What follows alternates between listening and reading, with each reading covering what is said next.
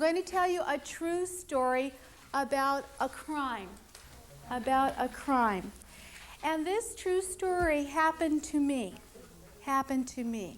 In order to present the information on how to describe and report a crime, Jennifer tells the students the story of a crime that happened to her in a parking lot in Alhambra.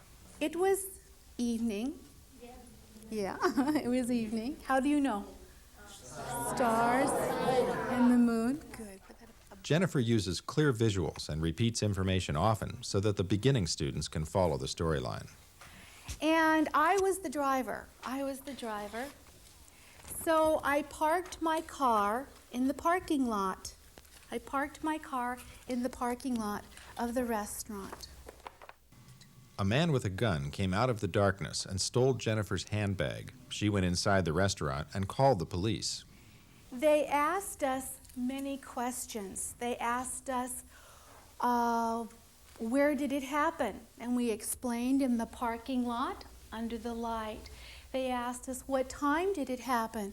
We said around 11 o'clock when the restaurant was closing. They asked, well, what did he take? And I said, well, he took my purse. And they asked, well, what was in your purse? And I said, well, my wallet. The police officer also asked, how much money was in the wallet? I started to smile. I said, there was no money in my wallet.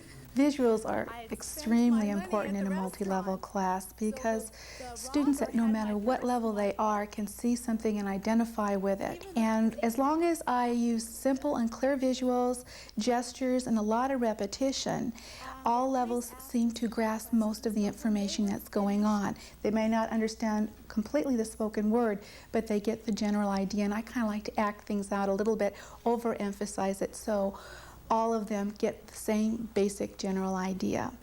After the crime was committed, what did I do? In order to check the students' comprehension and work with the language they will need to make a police report, Jennifer asks questions about the crime. She pins on the wall sentence strips with key information about making a report.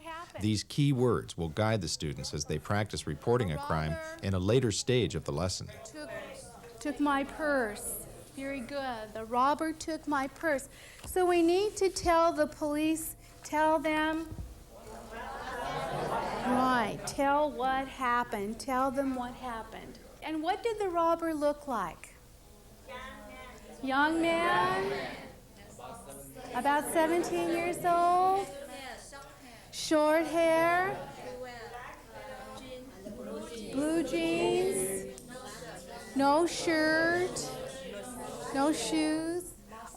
He did. I forgot to tell you, he did have a mustache. He did. I didn't see the mustache.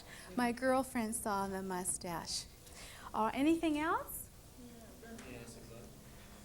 I thought he had a gun. Very good. Remember, I felt something in my back. I wasn't sure, but I thought it was a gun. Very good. Excuse me. So we need to give a description. We need to give a description of the robber. Please repeat.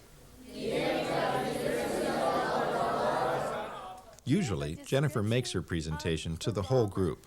So it gives a feeling for the whole group that we're all going to learn this subject matter. And I didn't want students to think, well, gee, I'm a beginner, so I can't learn this. I have to learn 2 more years of English before I can learn what the intermediate and advanced are learning. And that's not necessarily true. There are occasions, however, when a particular piece of information is too complex for the whole group, and it is more beneficial to the students for the instructor to present it to each group separately. Sometimes it's better to present to individual groups because there's a special need there, and sometimes presenting to the whole group and then zeroing in on a particular group who needs extra attention from me. Okay, now what we're going to do, each group is going to do something different, a little bit different. I'm going to start here with the advanced students. Next, Jennifer sets a specific task for the advanced and intermediate groups. First, Jennifer asked the advanced group to use her crime story as a model to create a role play in which a robbery occurs and is reported to the police.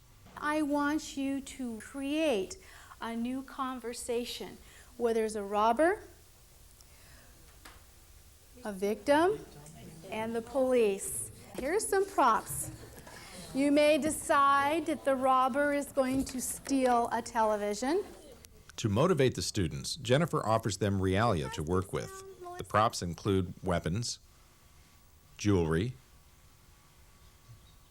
money, handcuffs, and masks.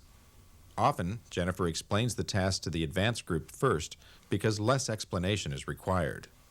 And it's also good for the beginners to hear what's going on. Then I would move to my intermediate students, and they need a little bit more time to explain the task. Please look up at the board. Jennifer shows the intermediate students an out-of-sequence series of pictures of a robbery and asks them to cut up the pictures and place them in the correct order on a blank piece of paper. What I want you to do is talk about each picture. She also asked them, in groups of 3, to describe to each other the events that take place in the pictures. In starting work on their tasks, the advanced and intermediate students move into the practice stage of the lesson. Then I can move to the beginners who need more of my time. So this works pretty well most of the time, but I like to vary which group I start with if I can, and try to, if possible, vary the amount of time with each group, so the one group doesn't feel like they're being neglected in any way. Good, let's try that. 9, 1, 1. Very good. The beginning students require additional presentation before they can work toward completing their lesson objective. To prepare them, Jennifer has the students practice calling 911 on a paper telephone. She then models a simple telephone dialogue between a robbery victim and a police officer. 1, 1. And over here, the telephone ring, ring, ring, and they're going to say 911 emergency. Working with this dialogue is the lesson objective for the beginning group. Robbed. Help, we've been robbed. And the police, are you all right? Are you all right? And I'm going to say yes. Each level had their own special objective.